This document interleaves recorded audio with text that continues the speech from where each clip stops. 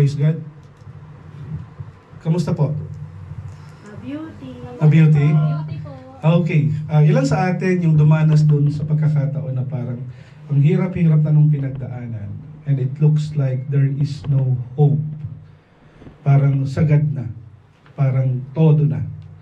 And yet all of us ay umabot dun sa punto na, Lord, bahala ka na nga. Dumating kayo sa ganon. Ilan yung nakaka-relate sa iba? Dumating na tayo dun sa point na kung saan parang we give all we can. We exert all our effort. And yet, at the end of the day, parang wala namang pag-asa. The reason why I am saying this, because we will focus our message about yung hope, pag-asa na galing sa Panginoon. Okay? Isipin nyo sa sarili nyo ngayon, this time, alin sa tingin mo sa parte ng buhay mo, sa family, financial, sa ministry, sa work, sa pakikisalamuha, yung sa tingin mong parang hopeless case? Or do we have a sibling na kung saan lagi natin sinasabi merong black sheep? Tapos bigla mo sasabihin, hayaan mo na siya sa buhay niya, wala nang pag-asa yan. May ganun ba? Huwag na kayo magtaas ng kamay. Kung meron, mga kapatid, this morning, meron po talagang pag-asa. There's no such thing as black sheep in the family. There's no such thing as hopelessness. There's no such thing as parang tsamba. Naniniwala kayo doon? Hindi. Shall we all stand? Heavenly Father, we pray that you may continue to help us this morning. Override my preparation. And I pray, Lord, na sa mga kapatid kong kasama ko ngayon sa umagang ito, pati sa online, Lord, give us a humble heart. Paliwanagin mo, Panginoon, ang aming isipan, sa aming pag-aaralan, at patuloy naming makita at maranasan. At lahat kami paglalabas ng kwartong ito, pagtapos ng online sa mga kasama namin sa Zoom at sa Facebook, taglayin namin ang pag-asang sa iyo lamang nagmula.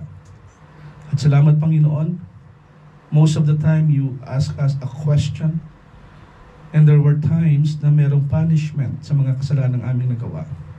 But still, you have your promise, and you have your provisions, that there is hope, and that is you, Jesus. We confess all our sins. We humble ourselves, O God. Guide us this morning in Jesus' name. Amen. Sige po, tayo po ay makakaupo na. Welcome kay Ate Tere, kay Kuya Alan, sa live, yung mga naka-live pa kanina, sa ating kasama sa Zoom. Okay, pag-uusapan natin ngayon about, alin daw? Ano yung series natin today? Beginning of death. Yung message today is beginning of death. But our series about Genesis. Pag sinabing Genesis, ito yung pasimula, kapanganakan. Okay? Ito yung simula ng lahat. And this morning, ay pag-uusapan natin yung part 6, the beginning of death, at pag-uusapan natin yung dalawang chapter. Don't worry, hindi tayo abutin ng alauna.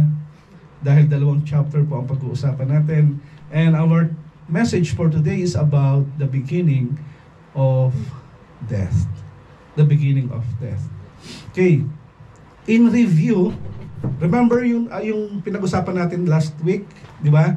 Yung God's reaction involve, ano daw? Starts with Q. Questions. Tapos meron siyang curse. Ano yung kasunod? Merong promise. At yung kasunod ay provio. Salamat at may mga nakaalala. Ayan. God's reaction, tandaan nyo po itong apat na bullet na ito dahil sa ating pong message ay uulitin at ganito pa rin yung format ng tanong ng Panginoon, yung kanyang curse, yung kanyang promise and provision sa chapter 4 at chapter 5. Ulitin nga natin, God's reaction involve a curse, promise, and provision. Remember the word, nung nagkaroon ng pagkakasala si Adan si Eva, Ano yung unang tanong ng Panginoon? Where are you? Kasi nagtatago sila, tama? Ang hirap pala ng bagong salamin. Ang tingin ko sa inyo ay blurred. Anyway, kasi pag malapit, maliwanag. Okay, hindi na ako ganong titingin sa iyo at nahihilo ako. Okay, so si Adam at si Eve ay nagkasala at sila ay nagtago sa Panginoon. And when God approached yung garden, anong sinabi ng Panginoon? Nasaan kayo? Sa buhay po natin, whenever na tayo po ay nakakagawa ng kasalanan, sa ano lang, wala naman siguro sa Potter's house.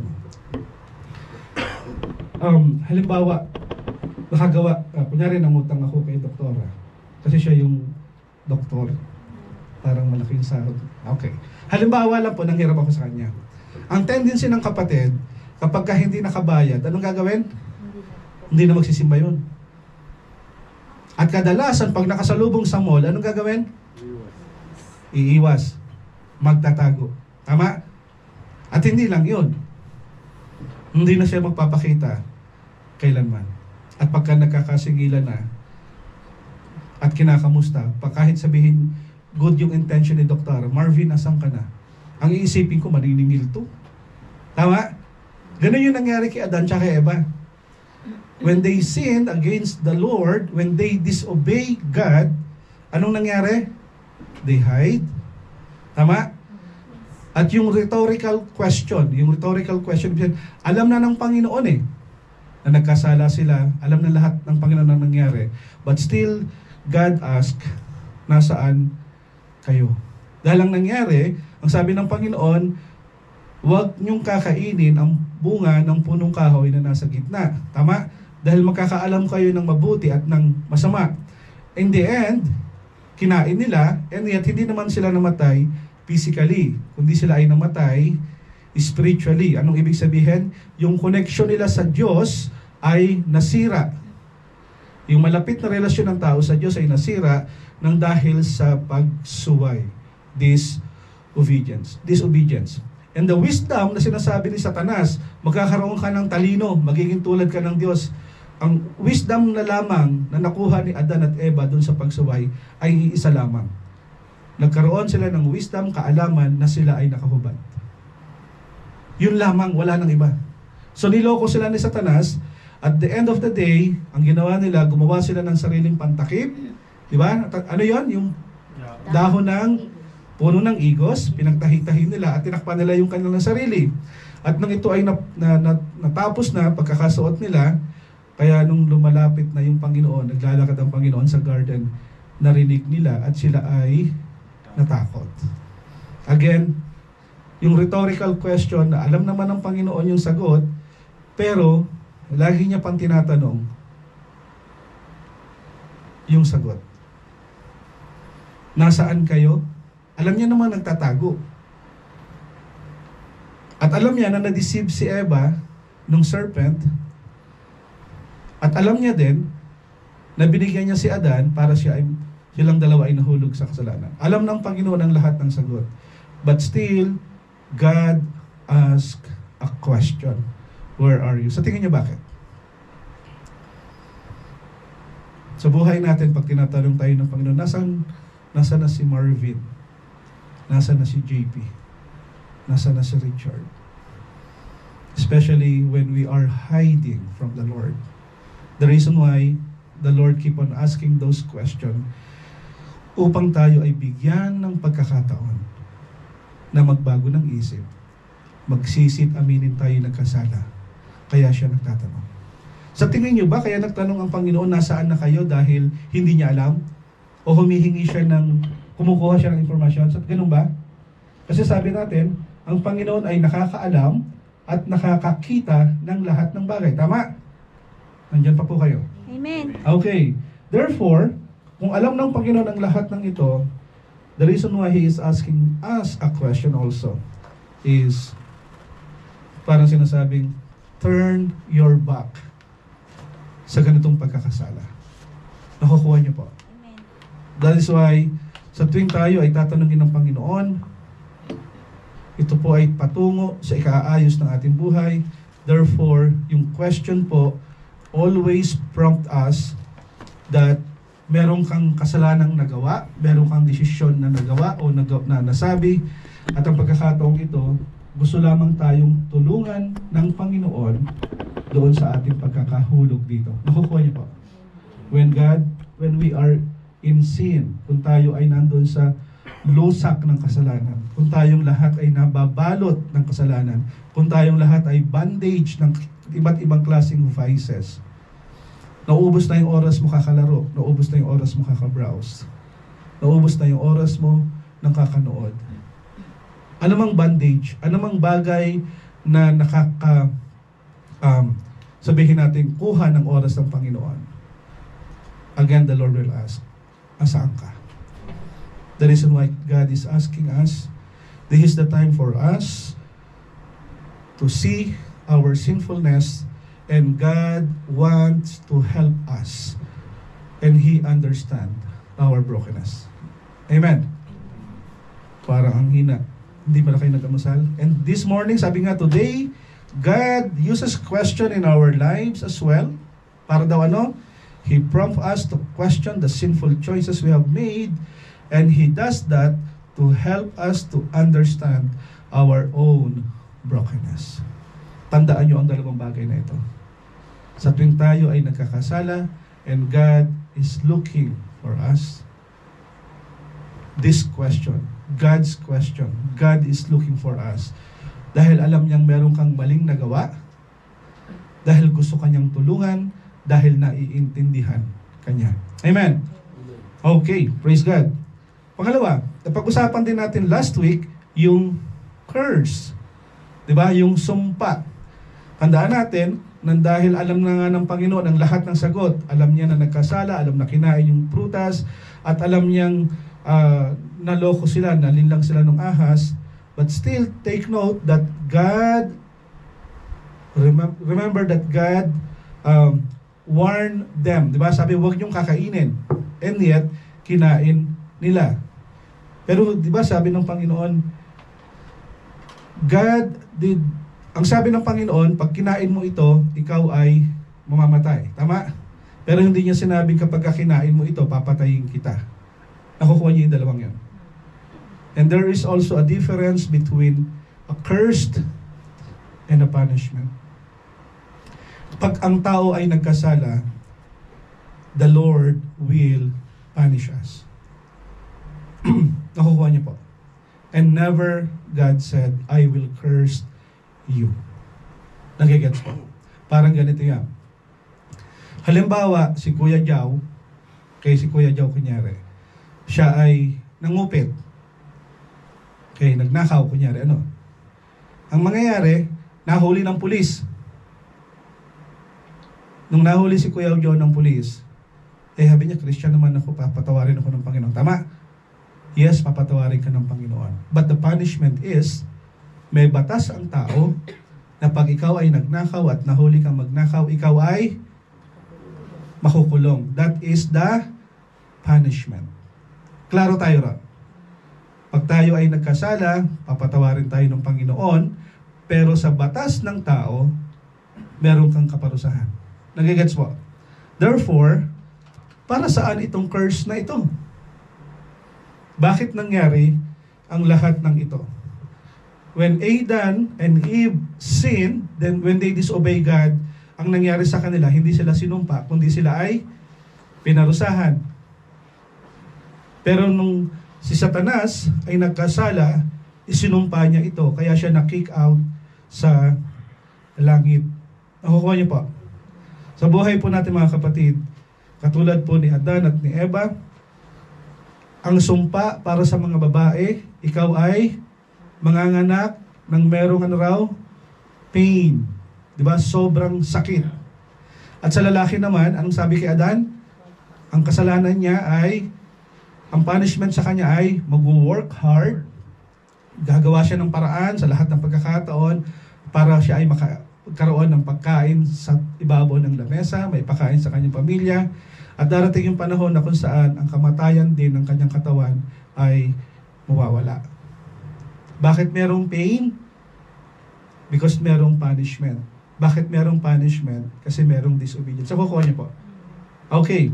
Kaya naman mga kapatid, sa panahon po natin ngayon, dahil po sa lahat tayo ay galing naman kay Adan at Eva, sila yung unang tao. Alam natin that all of us ay born dead. Pinanganak tayong patay, walang relasyon sa Diyos. Lahat tayo ay separated from God. At yung pagkahiwalay natin sa Diyos, ang consequences nito ay kamatayan, spiritual. Tama? At dumating nga ang pagkakataon na kung saan ang Diyos ay gumawa ng paraan upang tayo ay hindi maparusahan din naman. Nakukuha niyo po. Kaya mga kapatid, tandaan natin, sabi dito, basahin po natin. Because of the curse, we are all born dead. Born separated from God, still bears consequences in our lives because we will remain separated from God until something changes at our core. Until something changes at our core.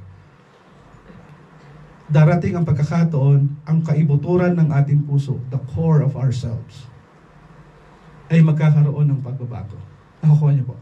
Ang pagkahiwalay sa Diyos ay mawawala. Kaya naman nung sila ay magkaroon ng kaparusahan, meron tayong tinatawag na, ano raw? Promised. Ano ang pangako kay Adan at kay Eva? Tandaan niyo po. Ang pangako na pag-aral natin last week, na since sila nga ay hiwalay, ang sabi doon, sa panahon mo ngayon, Adan, okay, dahil sa ginawa niyo ni Eva, okay, darating ang pagkakataon ng si Eva pagka nanganak, okay, the seed of the woman, okay, yung binhi ni Eva. Meaning to say, si Eva ay mabubuntis, magkakaanak, at darating yung maraming panahon na kung saan yung tao ay nagre-reproduce. Ang sabi ng Diyos, darating ang panahon, yung seed of the woman, okay, yung binhi ng babae, ang siyang papatay kay Satanas. Nakukuha niyo po. Kay Genesis 3:15. At dito pinapakita that kailangan merong ipanganak na isang lalaki as promise of the Lord, and God made it clear na dapat ito ay magsisimula din kay Eva. Okay? So ang nangyari, sa panahon ng nagkaroon ng anak si Adan at Eva, until dumating doon sa panahon ni Jesus, okay, yung lahi na yon ay umabot hanggang kay Jesus. Nakukuha niyo po. Maraming generation, 10 generation ang nagdaan. At the end of the day, sa genealogies, Genesis 15, aabot po yung lahi ni Adan at Eva hanggang kay Jesus. At alam natin na dumating ang panahon na si Jesus ay pinanganak, tama, sa mundong ito.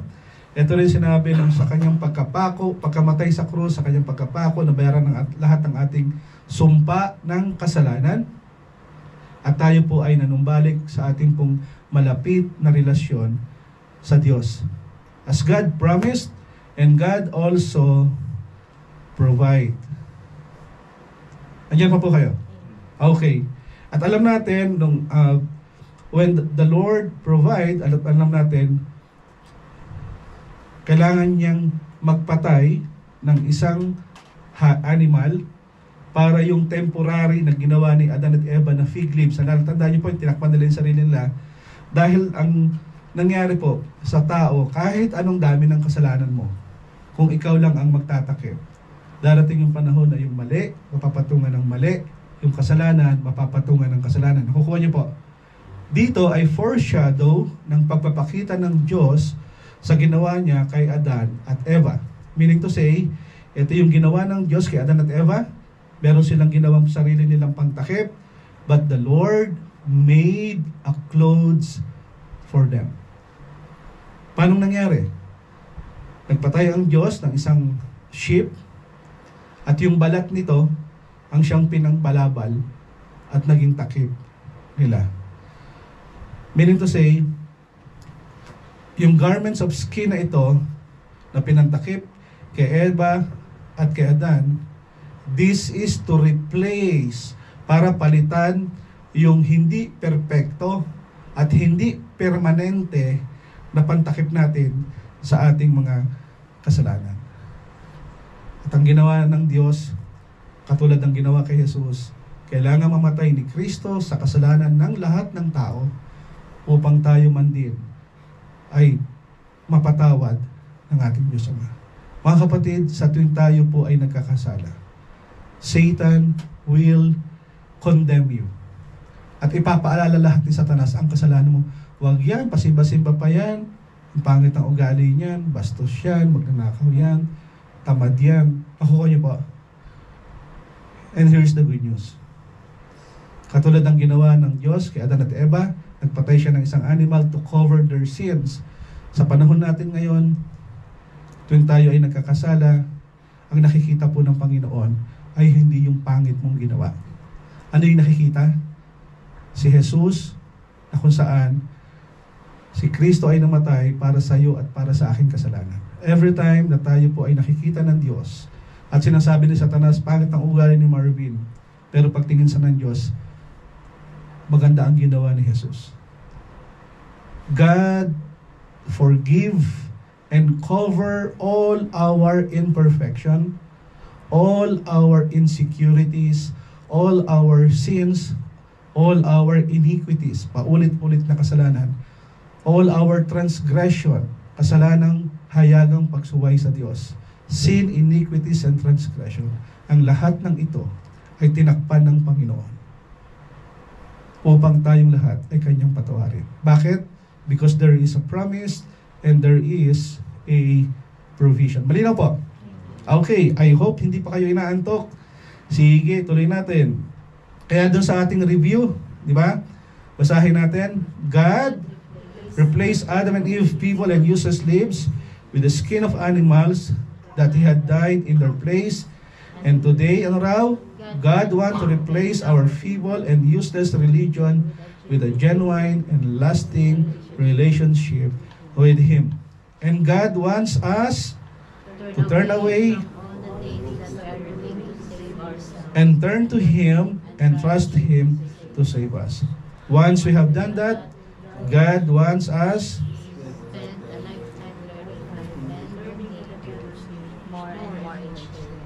and He has promised to save, forgive. Nangyari ang lahat ng ito nang dahil sa iyong pakikipagrelasyon kay Kristo. Nagigets po? Pakitaas ang kamay ng hindi naintindihan. Bibisayain ko. Ay, hindi ako marunong magbisaya.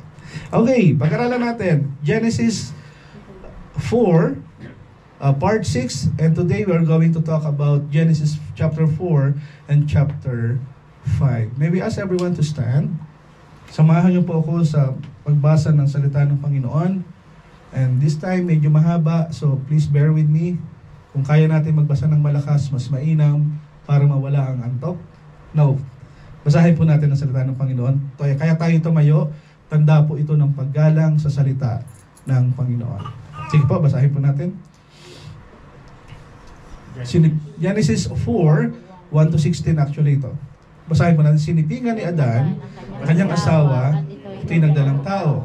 Nagsilang kanyang panganay na lalaki, ay sinabi ni Eva, nagkaroon ako ng anak na lalaki sa tulong ni Yahweh, kaya Cain ang pinangalan niya rito. Sinundan si Cain ang isa pang anak na lalaki at Abel naman ang pinangalan dito. Naging pastol ito at si Cain naman ay naging magsasaka. Dumating ang panahon na si Cain ay naghandog kay Yahweh ng ani niya sa bukid. Kinuha naman ni Abel ang isa pa sa mga pangalan ng kanyang kawan. Pintay niya ito at inihandog ang pinakmainam na bahagi. Si Yahweh nasiyahan kay Abel at sa kanyang handog. Ngunit, hindi niya kinalugdan si Cain at ang handog nito. Dahil dito, hindi mailarawan ng mukha ni Cain sa tindi ng galit. Kaya't sinabi ni Yahweh, anong kinagagalit mo, Cain? Bakit ganyan ang mukha mo? Kung mabuti ang ginawa mo, dapat kang magsaya. Kung masama naman, ang kasalanan ay tulad ng mabangis na hayop na laging nag-aabang upang lapain ka. Nais nitong pagharian ka, kaya't kailangang mapaglabanan mo ito. Isang araw, niyaya na Cain ng kanyang kapatid, Abel, pumunta tayo sa bukid. Sumaman man ito, ngunit pagdating nila sa bukid ay pinatay ni Cain si Abel. Tinanong ni Yahweh si Cain, nasaan ang kapatid mong si Abel? Sumagot siya, hindi ko alam. Bakit? Ako ba'y tagapag-alaga ng aking kapatid? At sinabi ni Yahweh, Cain, ano itong ginawa mo? Sumigaw sa akin mula sa lupa ang dugo ng iyong kapatid at humihingi ng katarungan. Sinusumpa kita ngayon at hindi mo maaaring bungkalin ang lupa dahil dumanak doon ang dugo ng kapatid na iyong pinaslang. Bungkalin mo man ang lupa upang tamnan, hindi ka mag-aani, wala kang matitirahan at magiging lagalag ka sa daigdig. Napakabigat namang parusa ito, sabi ni Cain kay Yahweh. Ngayong pinalayas mo ako sa lupain ito upang malayo sa iyong paningin at maglalagalag sa daigdig, papatayin ako ng sinumang hindi ang sagot ni Yahweh. Paparusahan ng 7 ibayo ang sinumang papatay sa iyo, kaya't nilagyan ni Yahweh ng palatandaan si Cain upang maging babala sa sinumang na ito'y hindi dapat patayin. Iniwan ni Cain si Yahweh at tumira siya sa lupain ng Nod, isang lugar sa silangan ng Eden. Pagpalain po ng Panginoon ang pagkabasa ng kanyang salita. Sige po, tayo po ay nakakaupo na. At dito makikita natin yung kwento po ni Cain at ni Abel at kung paano niya po ito pinatay. At makikita po natin sa mga susunod na verses, sabi doon, sinipingan ni Cain ang kanyang asawa, nagdalang tao at nagkaroon ng anak na lalaki at ang pangalan naman ay si Enoch. Okay? Pagkatapos, nagtayo si Cain ng isang lungsod na tinawag na Enoch bilang alaala sa kanyang anak.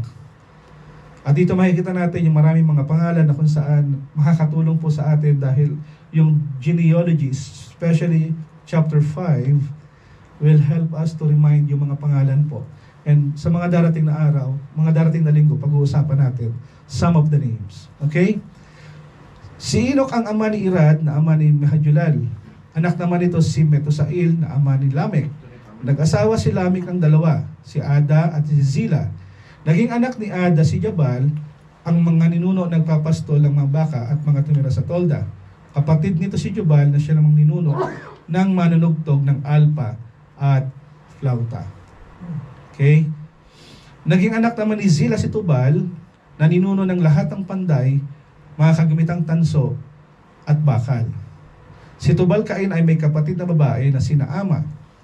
Sinabi ni Lamech sa dalawa niyang asawa, tingnan ninyo itong sasabihin ko. Ada at Zila, sabi niya sa asawa niya, may pinatay akong isang kabataan sapagkat ako'y kanyang sinugatan. Kung saktan si Cain, ang parusang gagawad sa gagawa nito ay 7 patong agad. Ngunit sinabi ni Lamech, kung ako ay sasaktan, 70 patong ang kaparusahan. Mas malala. At ito po yung maganda doon sa chapter 4. Muling sinipingan ni Adan ang kanyang asawa. At ito'y nanganak ng isa pang lalaki. Sinabi ng ina, binigyan ako ng Diyos ng kapalit ni Abel na pinatay ni Cain. At ito ang itatawag sa kanya, si Seth, ang ama ni Enos.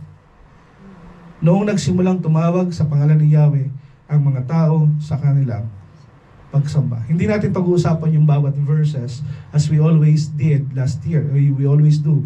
Pero here, pag-uusapan natin some of the verses na importante po at hihimay-himayin po natin ito mamaya.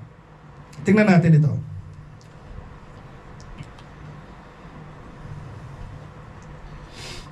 Dito makikita natin po sa Genesis chapter 3, explain kung paano sila ay nawala sa paradise. Tama? Dahil sa kanilang kasalanan. At sa chapter 4 ay ipinapakita yung dusa at hirap ng bunga ng kanilang kasalanan. At dito nga dumating yung pagkakataon na kung saan nagkaanak si Adan at si Eva. At ito nga ay dumating doon sa punto na hanggang sa panahon ni Seth. Okay? Sa dami po ng salinlahi, makikita natin dito na ang Panginoon pa rin ang siyang nakaalam at paano niya sa panahon ni Adan, ni Eva, ng kanyang mga anak at sa susunod na lahi hanggang sa panahon po natin ngayon. Still, nandun po yung tinatawag na God's question, God's curse, God's promise, and God's provision. Tingnan natin to. Alam natin na si Adan at si Eva ay nagkaroon ng anak at ito nga ay si Seth. Tama? Tandaan niyo yung pangalang Seth. Okay? Replacement siya ni Abel. Okay? At dito makikita natin that nung pinanganak si Seth, dito nagkaroon ng pagkakataon na ang tao ay muling bumalik at tumawag sa Diyos. Nakigets po?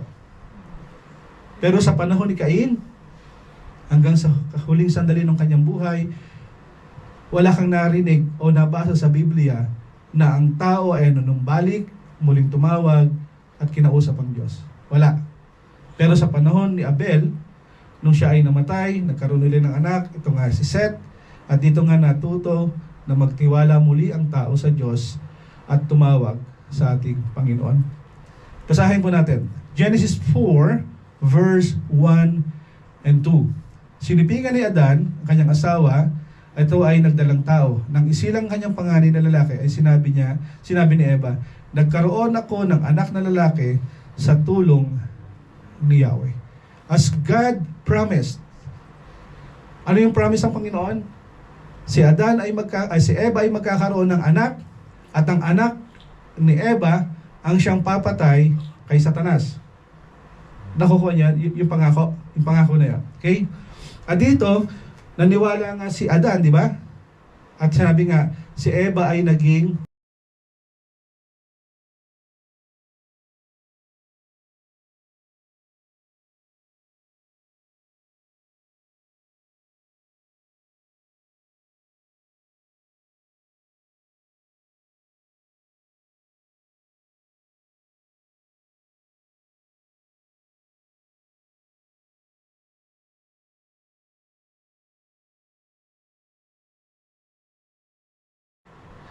nagkaroon ako ng anak na lalaki sa tulong ni Yahweh. Kaya every time na pag kami, katulad ni Chen, every time na kapag kami mga batang lalaki, I don't know sa mga doktor, personally, pag kami lalaking pinanganak, ang lagi kong naiisip doon, ito yung pangako ng Diyos. Ito yung pangako ng Diyos. Na may ipapanganak muli, upang patuloy na puksain ang lahat ng gawa ni Satanas. Nakukuha niyo po. Okay. Here, makikita natin sa verse 3 to 15. Ang sabi din, di ba? And I will put enmity between you and the woman, and between your seed and her seed. Ang kinakausap niya dito si Satanas. And then, sabi dito, he. Pag sinabing he, ito ay lalaki. Anong gagawin ng lalaking ito? He shall bruise you on the head, and you shall bruise him on the heel. Dito po pinapakita na ang pag-asa na pinangako kay Eva, that there is a son, a male, na ipanganganak na kung saan he shall bruise you on the head, ang sabi niya kay Satanas, and you shall bruise him on the heel. Bakit natin sinasabi ito? Dito po pinapakita that ang bottom line po, yung sumpa ay para kay Satanas. Okay? At yung sumpang ito ay nagsimula sa panahon na siya ay bumagsak sa langit, at yung sumpang ito ay dinala niya kay Adan at kay Eva. Pero si Adan at si Eva ay hindi sinumpa, kundi sila ay pinarusahan. Andiyan pa po kayo? Okay. At dito natin sa susunod na verse 3 and 4. Basahin po natin. Dumating ang panahon na si Cain. May dalawang nagbasa. Basahin po natin sabay-sabay. Dumating ang panahon. Si Cain ay naghandog kay Yahweh ng ani niya sa bukid. Hinuha naman ni Abel ang siya sa mapangalan ng kanyang kawan. Pinatay niya ito at pinhandog ang pinakamainam na bahagi. Si Yahweh ay nasiyahan kay Abel at sa kanya. Okay, stop. Si Yahweh ay nasiyahan kay Abel at sa kanyang handog. Take note that si Cain at si Abel ay merong personal na relasyon sa Diyos. Dahil kinakausap sila ng Diyos. Tama? Kinakausap sila. At dito, makikita natin dito that both of them ay magdadala ng hain sa Diyos. Nakukuha niyo po? At the same time, makikita natin na si Cain ay isang farmer. Okay? At si Abel naman ay siya yung tagapag-alaga ng sheep. Okay? So, ang nangyari dito, si Cain, na isang farmer, definitely, ano yung dadalhin niyang handog? Yung fruit of the crops na galing dun sa ground. Yung bunga ng mga punong kahoy na kanyang tinanim. Tama? Kasi farmer siya. Kung halimbawa ikaw ay magsasaka, ano yung iaalay mo? Palay. Okay. Kapag ikaw na makatulad ni Abel, siya ay keeper of the sheep, sabi doon, ang ginawa niya, he brought part portion. Nagdala siya ng pinakamatabang parte nung tupa, okay, mula sa unang anak o sa panganay na anak nung kanyang tupa. Bakit ko dinidiin? Dahil meron po itong connection the way we offer to the Lord. Dumating na doon sa point na kung saan pagdating sa Diyos, tira-tira. Friday, magsisimba. Magpupuyat ng Huwebes. Inabot ng 2:00. Pagdating ng simba, anong nangyari?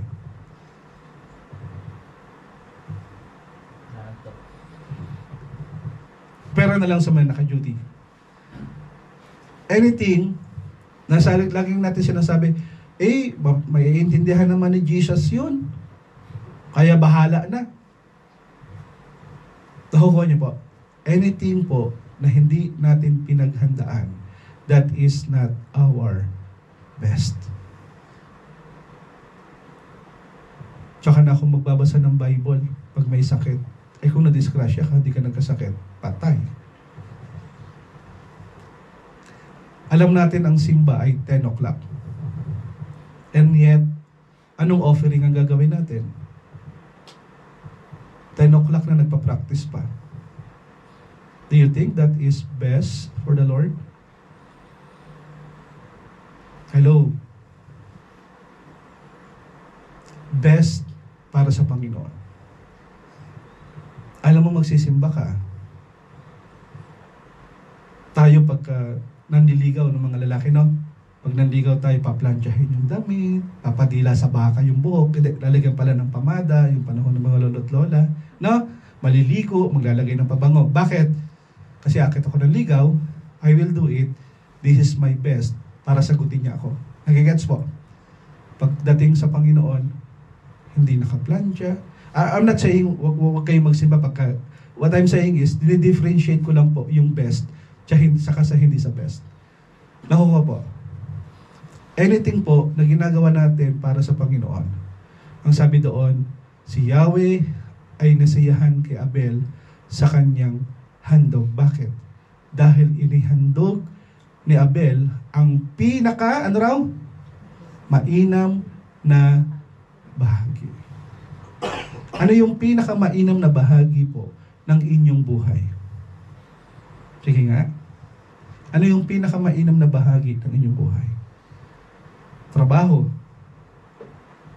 How can you share your best portion of your income for the Lord? Pamilya. How can you lead your family? The way you lead your family, sa tingin mo, best yon for the Lord? Personal time. How many hours kang nagbabasa ng Bible? At ilang oras kang nagti-TikTok, nagfi-Facebook, nagmo-Mobile Legend, naglalaro? Nagigets po? Anong sabi doon? Kailan natutuwa ang Panginoon? Kapag inihandog mo ang pinakamainam na bahagi ng iyong offering. You have time, you have treasure, you have talent. Offer it for the Lord. At dito makikita natin, sabi doon, ngunit hindi niya kinalugdan si Cain at ang handog nito dahil dito, hindi mailarawan ang mukha ni Cain sa tindi ng galit. Bakit nagalit si Cain? Hindi tinanggap yung kanyang offering. Okay? Pero ang sabi ng Panginoon kay Cain, give the proper offering. Tama, nakita niyo sa verse kanina, magbigay kayo ng hain. Pero magkaiba sila ng offer. At dito, yung kanyang offering ay hindi inaccept. Hindi naman sinabi dito kung bakit hindi inaccept. Kulang ba? Pangit ba? Bulok ba? Hindi naman sinabing ganon. Pero given, yung sinabi kay Abel, best portion, mainam na bahagi. Most likely, kung ang standard ay mainam na bahagi, definitely ang opposite ay hindi mainam. Tama po. Parang, this is my best time, at yung tira-tira, malamang ito yung ginawa ni Cain. Nakukuha niyo po. May mga pagkakataon na kung saan, alam natin na mas malulugod ang Panginoon kung gagawain ko ito. And yet, ang lagi natin sinasabi, Diyos naman siya, maintindihan niya ito, kaliwali, bahala ka, gagawin ko to. Nagigets po? Okay? Kaya ang tanong doon, bakit siya nagalit? Bakit siya parang binastos niya si Jesus? Dito, again, sabi doon, bago mag-offering, our God graciously warned Cain yung consequences nung kanyang gagawin. At ang gusto lamang talaga ng Panginoon dito, Cain, if you allow your anger to continue, at if you allow yourselves to continue disobey the Lord, alam mo ang kalalabasan nito hindi maganda. Nakukuha niyo po? Tingnan natin, sabi dito, kaya't sinabi ni Yahweh, ano ang kinagagalit mo, Cain? Bakit ganyan ang mukha mo? Kung mabuti ang ginawa mo, dapat kang magsaya. Kung masama naman, ang kasalanan ay tulad ng mabangis na hayop na lagi nag-aabang upang lapain ka, nais itong pagharian nga, kaya't kailangang mapaglabanan mo. Dito pinapakita po mga kapatid, if we continue to live in sin, if we continue to offer our offering na hindi the best para sa Panginoon, darating ang panahon na kung saan magagalit ka, magtatampo ka. Darating ang Panginoon na parang, bagsak yung mukha sa lupa, malulungkot ka. At darating yung pagkakataon na kung saan papaitimin nito ang iyong budihi, ang iyong puso. At makikita natin na hindi ito ang nais ng Diyos sa buhay ni Cain. And yet, Cain did so. Nagigets po? Tinuloy natin. Sabi doon sa verse 7, kung mabuti ang ginawa mo, dapat kang magsaya. If you do well, dapat kang magsaya. Tama? If you bring your best, dapat kang magsaya. Dahil ayaw ng Panginoon ang tira-tira at ang bahala na. Nakigets po? Lord, bakit kaya yung panalangin ko hindi po nasagot-sagot? Teka muna. Did you offer your best time for the Lord? Or para lamang siyang band-aid? Kapag may kailangan ka, Lord Jesus, have mercy on me, tulungan mo po ako. Pagka naibigay na, saka na si Jesus. Nakukuha po. Ayaw ng Panginoon ng ganon. Ayaw niya nung tira-tira. At ayaw niya ng bahala na. But still, sabi nga ng sa pinag-uusapan natin, still the Lord acknowledge yung human nature. Ano yung human nature? Tayo ay pinanganak na makasalanan. We want to do our own desire. Gusto nating sundin yung ating sarili. At dito ang sinabi ng Panginoon, kaya't kailangan mong mapaglabanan ang lahat ng ito. Actually, si Cain po ay merong option. Ano yung option niya? It's either you master your sin or obey the Lord. It's either mananatili ka sa ginagawa mo or susunod ka sa Panginoon. Kung mananatili ka sa ginagawa mo, ang option ni Cain, kung mananatili ka dito, ikaw ay hinahayaan mo ang sarili mong mamuhay ng merong galit, hatred, inayaan mo ang sarili mo na kung saan parang beast, parang halimaw nakakainin ka ng kasalanang ito. At ano ang kasalanang ito? Pagsuway sa Diyos. The moment you stop praying, meaning to say, hindi na kita kailangan, Jesus. The moment you stop reading the Bible, meaning to say, I have my own map. I will do what is best for me. Pero ang sabi ng Biblia, do what glorifies God. Andiyan pa po kayo? Okay. At dito po makikita natin kung ano ang naging response ni Cain sa salita ng Panginoon. Isang araw, niyaya ni Cain ang kanyang kapatid, si Abel. Pumunta tayo sa bukid, sumama naman ito. Ngunit pagdating nila sa bukid ay pinatay ni Cain si Abel. Binigyan siya ng Panginoon ng option to follow Him. Option to offer a sacrifice for the Lord. And yet, nagalit pa rin si Cain. Ang kanyang tugon, papatayin ko na lang yung kapatid ko. At dito po nakikita yung pagpatay ni Cain kay Abel, ang unang record ng murder sa human history. Namuhay si Cain na merong pagsuway at dumating siya doon sa panahon na kung saan hindi niya sinunod ang standard ng Panginoon at siya ay galit palagi. Nung binigyan ng Panginoon ng Diyos si Cain na ma-restore, still, he reject God sa kanyang mga sinunod na ginawa. Tandaan natin, dito papasok yung curse, yung question, curse, promise, and provision sa ginawa na pagsuway naman ni Cain. Ano yung napag-usapan natin before?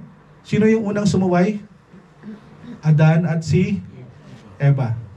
And this time, meron na namang sumuway, si Cain. And here is the question. The question is, tinanong ni Yahweh si Cain. Is that the question? Nasaan ang kapatid mong si Abel? At ito pa, verse 10. At sinabi ni Yahweh, Cain, ano itong ginawa mo? Is that the question? Bakit tayo laging tinatanong ng Panginoon?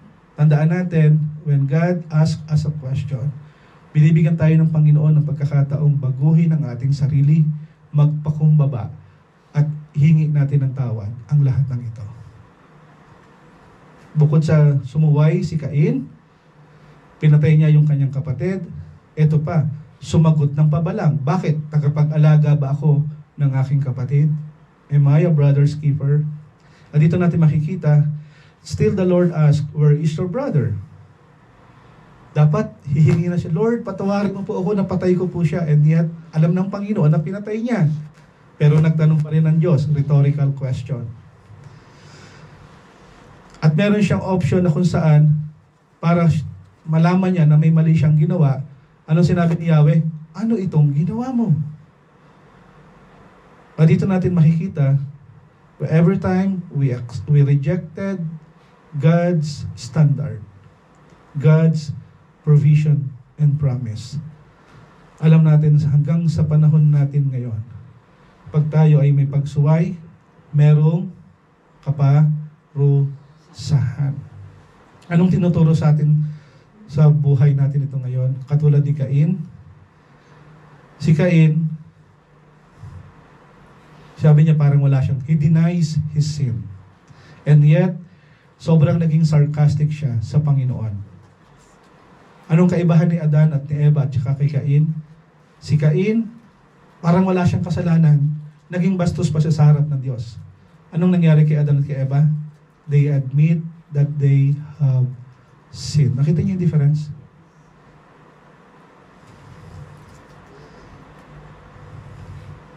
When we refuse to obey the Lord's word and sin, what consequences we can expect? Sa tingin nyo, ano?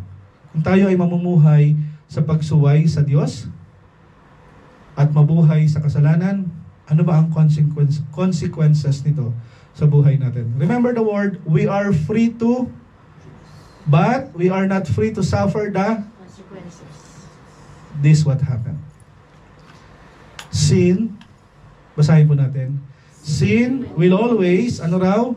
Take you further than you want to go, keep you longer than you want to stay, cost you more than you want to pay, hurt others along the way. Pag ikaw ay namuhay sa kasalanan, if you did not give your best to the Lord, kung mananatili ka sa hatred, anger, disobedience, at parang nasiyahan ka na sa paggawa ng hindi maganda, dahil gusto mo yung magpapasaya sa'yo. But ang sabi ng Panginoon, do what glorifies God. Ano raw? Dadalahin ka pa nito sa mas malayo sa gusto mong puntahan. Mananatili ka sa lugar na ito na kesa sa gusto mong umusad, patulak. Mas malaki po yung halaga na babayaran mo kaysa sa gusto mong bayaran. At maraming masasaktan kung mananatili ka sa ganitong sitwasyon. Mga kapatid, remember that sin will always take you further than you want to go.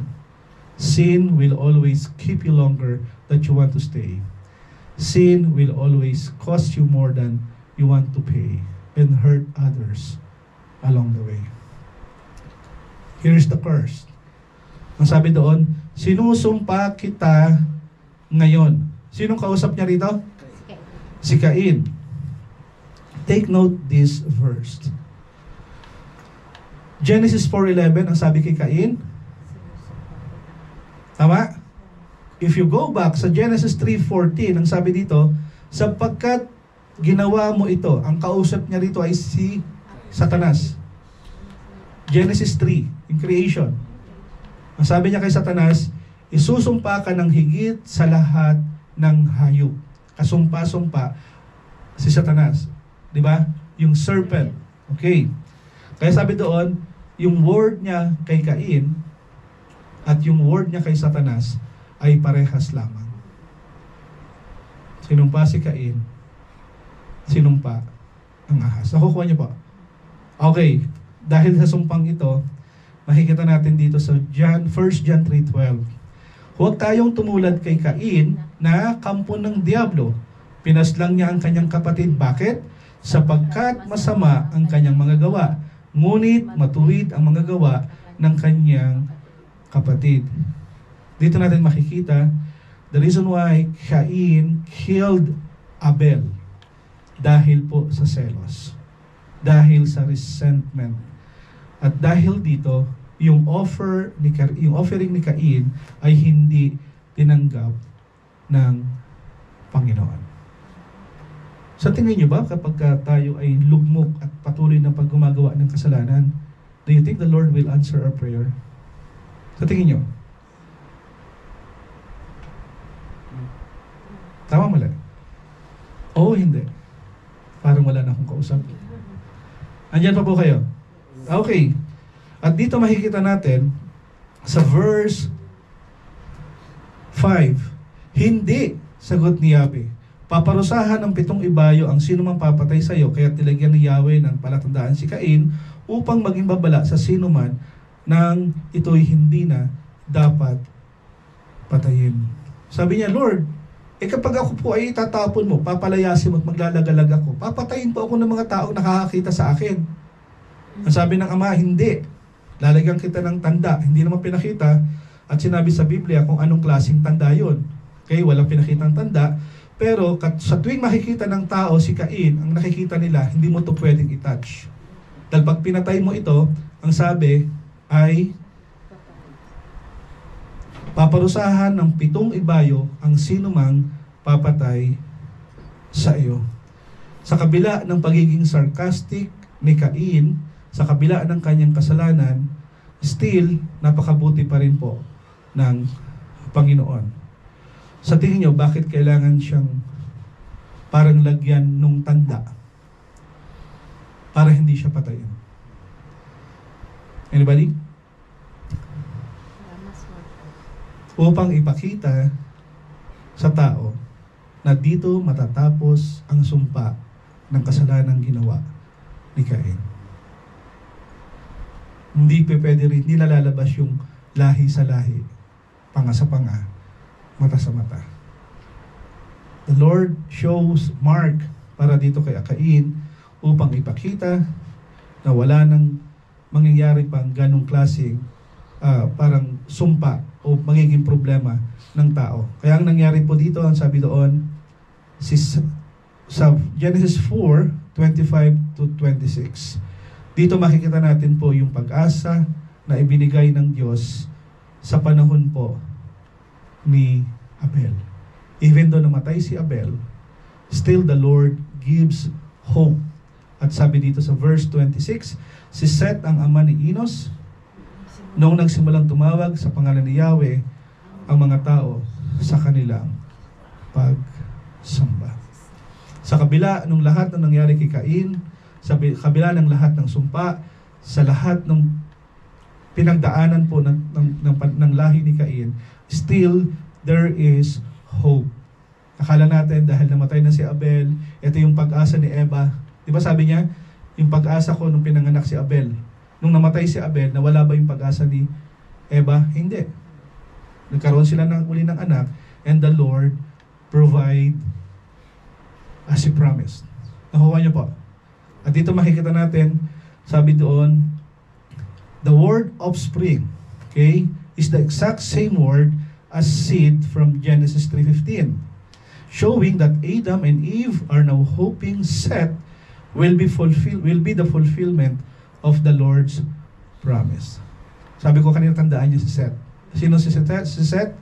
Seth is a merman and will die. But their hope is not entirely misplaced because through Seth lines, one day a virgin will give birth to the seed, and that is Jesus, the Savior from sin. Nakukuha niyo ba? So, pangako kay Eva, manggagaling sa kanyang lahi, at nung dumating si Seth, nang pinanganak si Seth, dito nagkaroon ng fulfillment ang pangako ng Panginoon. At ang pangako, one day a virgin will give birth to the seed. Sino yon? Virgin Mary. At ang kanyang anak ay si Jesus, na ating pong tagapagligtas sa lahat ng ating kasalanan.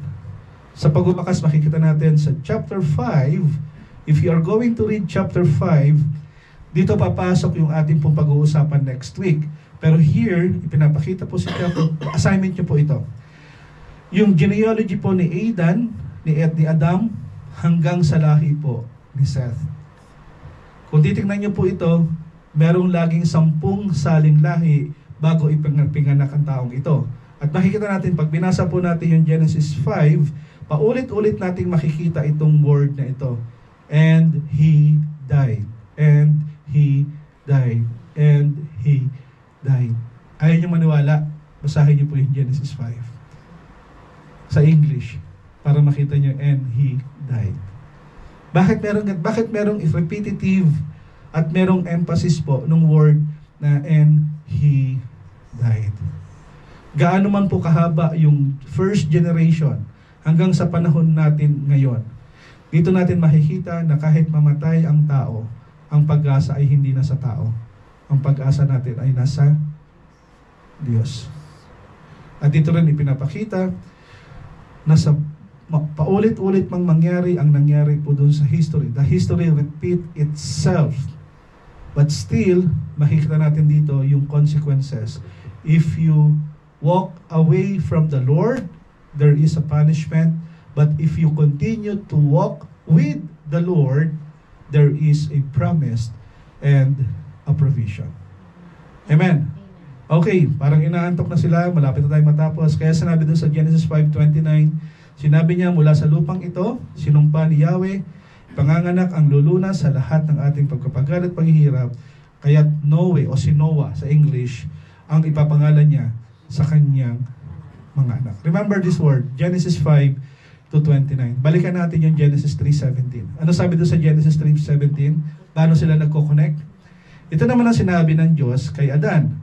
Dahil nakinig ka sa iyong asawa, ng iyong kainin ang pinagbabawal kong bunga, dahil dito, susumpa ko ang lupa sa hirap ng pagbubungkal, pagkain mo'y umumula. Ano yung pangako sa Genesis 5:29?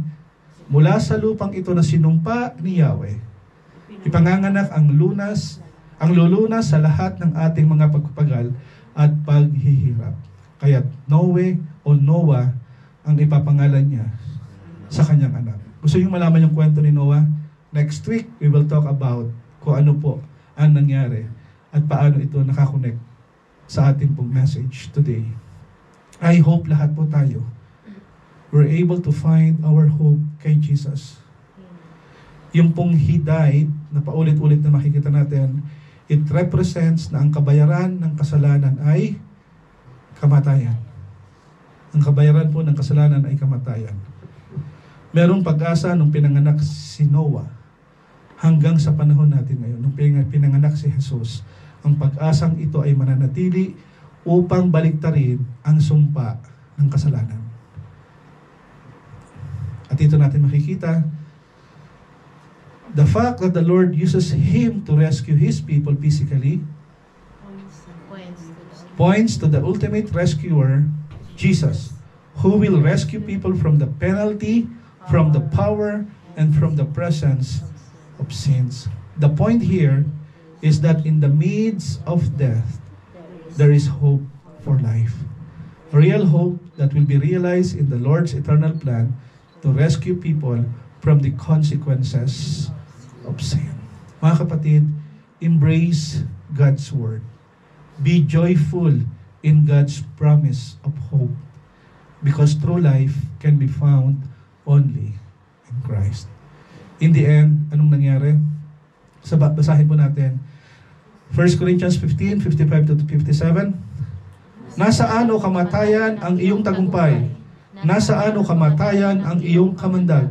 Ang kamandag ng kamatayan ay ang kasalanan, at ang kapangyarihan ng kasalanan ay nagmula sa kautusan. Magpasalamat tayo sa Diyos na nagbibigay sa atin ng tagumpay sa pamamagitan ng ating Panginoong Jesucristo.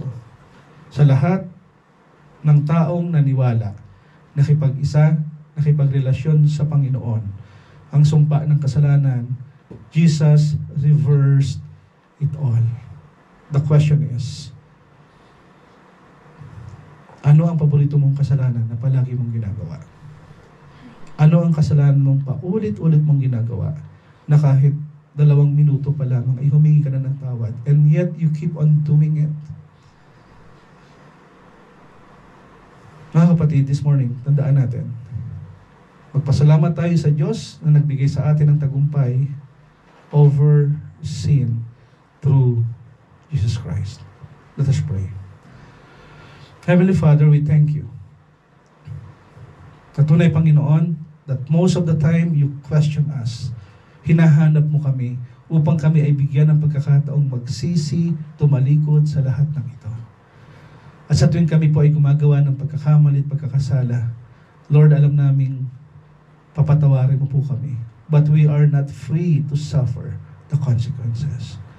Thanks be to God who give us a promise that if we confess our sins, you are faithful and just to forgive us, to cleanse us from all our unrighteousness. At sa lahat ng kasalanang hiningi ng tawad sa Panginoong Hesus, kailanman ay hindi na ito aalalahanin pa. Salamat sa iyong banal na dugo na nagbigay sa amin ng pag-asa upang hugasan ang aming mga kasalanan. Salamat sa iyong banal na dugo upang sa lahat ng aming kasalanan ay iyo pong linisin, patawarin, tubusin, at kailanman ang kasalanan ito ay hindi na aalahanin pa. Lord, help us to live a life that is pleasing to you. At sa umagang ito, Lord, kausapin po ang aking mga kapatid, kaming lahat na naririto. Is there a sin to confess? O Holy Spirit, remind us every day. Dahil alam namin hindi ka nalulugod sa lahat ng ito.